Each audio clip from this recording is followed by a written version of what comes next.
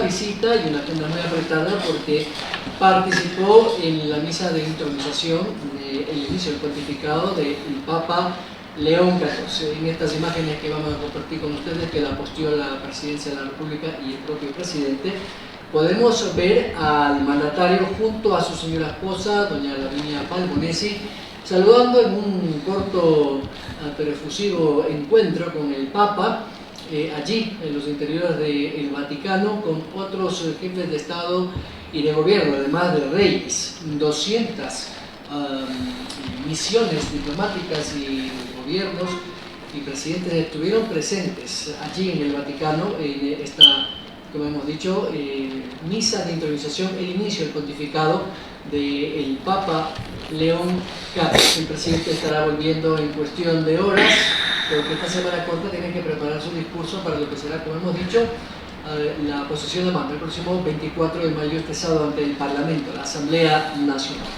Pero ¿cómo inició esta Asamblea Nacional? Pues bien, un tema, por qué no decirlo, polémico, como siempre, en la parte de la política y de esta democracia institucional frágil desde muchos aspectos. ¿Por qué? Porque la Asamblea Nacional ha sido cooptada en términos no legales, pero sí de manera textual, por la oficialista ADN. ¿Por qué? Porque, claro, se han tomado todas las comisiones, tienen los 7 puestos del CAL, tienen la primera vicepresidencia y, evidentemente, la presidencia del Parlamento. Con nosotros a esta hora para analizar este nuevo escenario político está con nosotros el director ejecutivo de la Fundación Ciudadanía y Desarrollo. Mauricio, muchas gracias, buenos días. Buen día, Byron, un gusto estar aquí contigo. Bueno, dicen algunos expertos políticos que hacen todo el análisis de que este gobierno está repitiendo más o menos el mismo ejemplo de gobernabilidad, entre comillas, que hizo el señor Correa en el 2013 cuando tuvo más de 100 asambleístas en esa época.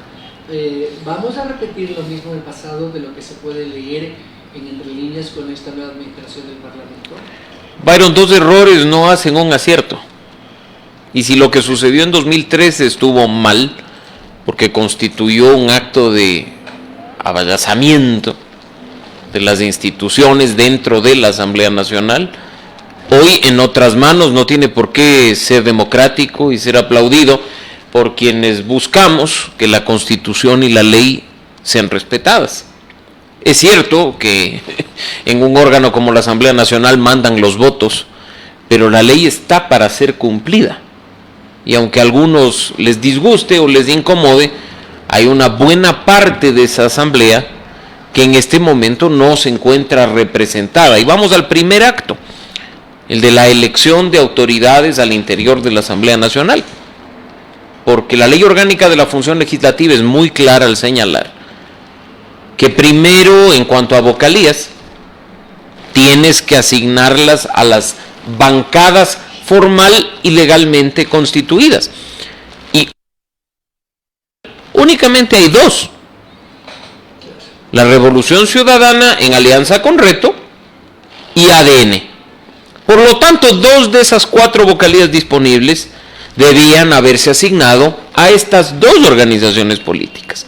Y como no hay más bancadas, eso es lo que dice la Ley Orgánica de la Función Legislativa, tú puedes asignar las otras 2 y elegirlas con el voto de la mayoría absoluta de personas que no formen parte de dichas bancadas, que no tengan bancada y que estén en definitiva sueltas al interior de la Asamblea Nacional. Entonces, el CAL, al menos en este momento, debería tener la presencia de un miembro de la Revolución Ciudadana, algo que lamentablemente no ha pasado.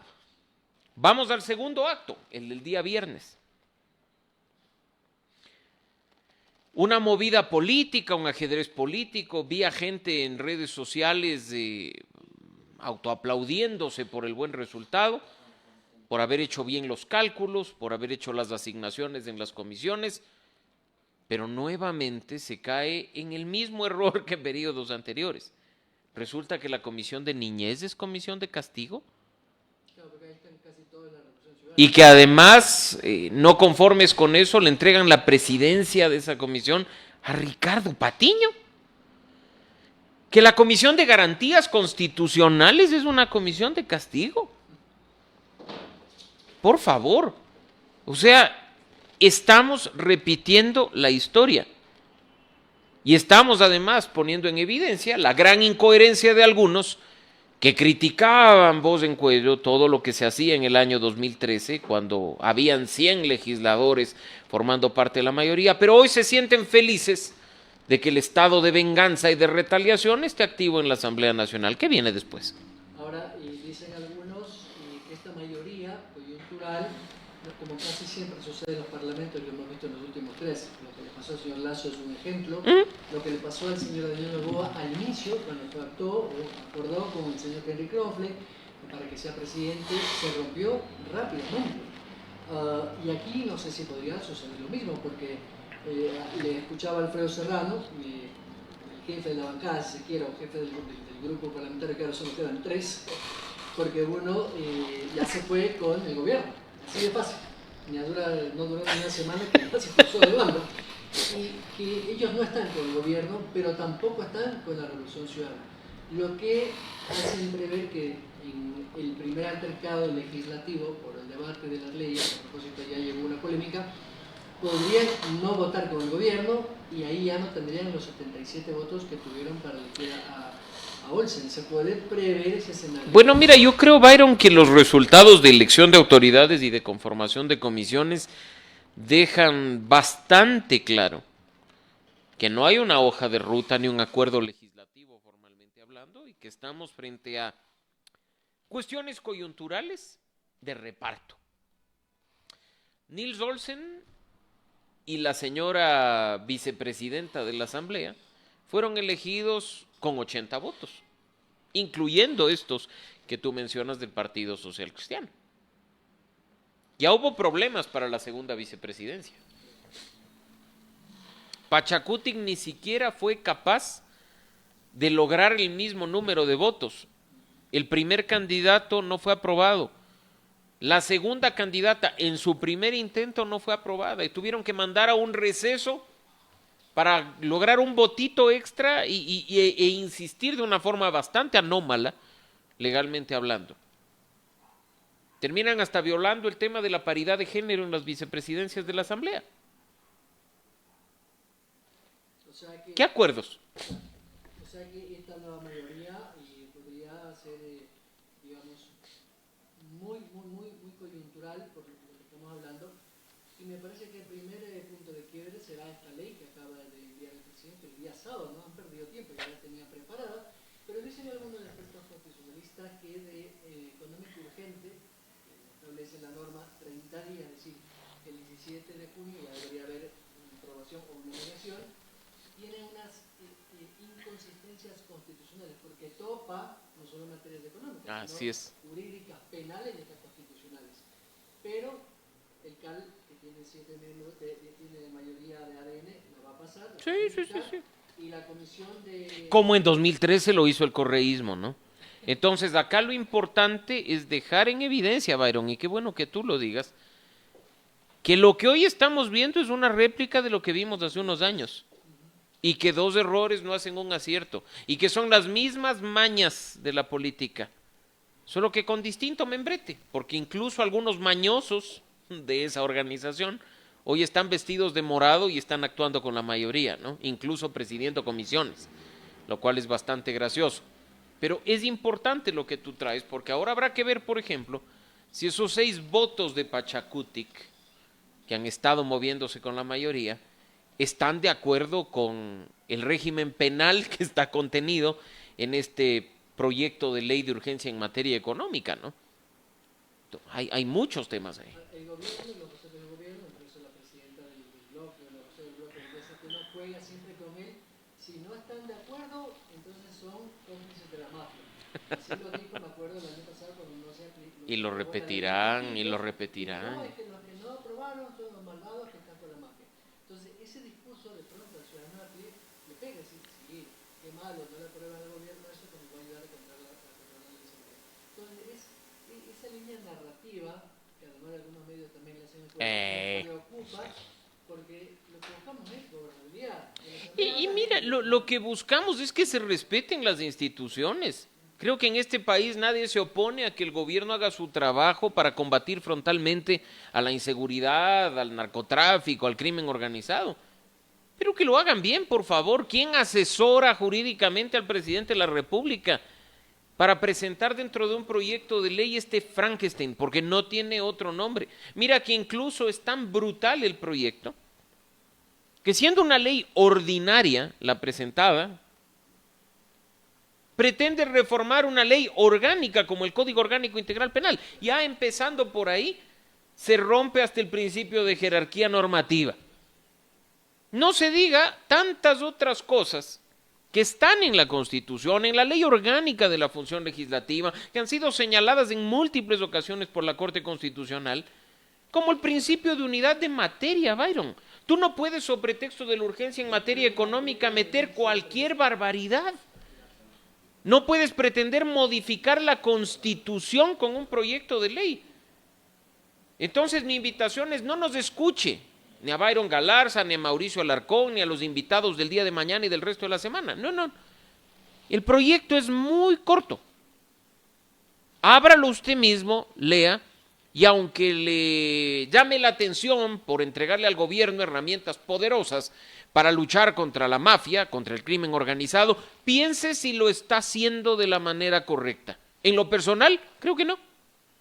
Creo lo que está planteando Byron no tiene pies ni cabeza. Lo que yo creo que puede pasar, ¿por qué? Porque los grupos simplemente van a darle la mayoría en la Comisión de Régimen Económico, va a ir al Pleno, seguramente ahí hay que ver si se necesitan 77 votos. 77. Si lo logran, y cuando ya entre en vigencia, el próximo 17 o 18 de junio, alguien pueda presentar un recurso de inconstitucionalidad y ponerlo abajo. Y quizás, si es que algunos, esperemos que no, nos veamos obligados a plantear acciones de inconstitucionalidad sobre la ley en vigencia, no terminemos siendo acusados de abogados de la mafia o de parte de los grupos de delincuencia organizada, porque, de nuevo, se trata de hacer las cosas bien. No tienen ya una mayoría. ¿Qué les cuesta hacer bien las cosas? Se quiere curar en salud, es decir, prefiere tener estas posiciones un poco, no sé si autocráticas, pero de control del poder, porque yo tengo la mayoría, no importa si es que estoy pasándome por los reglamentos internos de el propio Código de la Función Judicial, de la función legislativa, digo yo. Pero mira, Byron, a ver. Necesitamos una ley de extinción de dominio, se nos dijo. Por supuesto. Para poder incautar los bienes a los narcotraficantes. Para prevenir el lavado de activos y hacer justicia. ¿Cuánto tiene la ley de vida? Un montón de tiempo. ¿Y? Claro, no sé. ¿Qué ha pasado? No se nos dijo que teníamos que aprobar la extradición porque es una herramienta fundamental para compartir herramientas con otros países y acciones estratégicas para el combate al narcotráfico y el crimen organizado.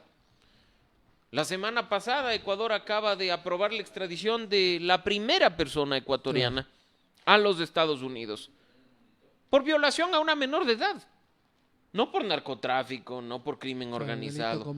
Entonces, cuidado, caemos en esas narrativas de dennos una ley de lavado para esto, dennos la extradición y ahora nos digan este proyecto de ley de urgencia en materia económica es el que marcará el antes y el después, cuando la principal cuestión en nuestro país es cumplir con las normas.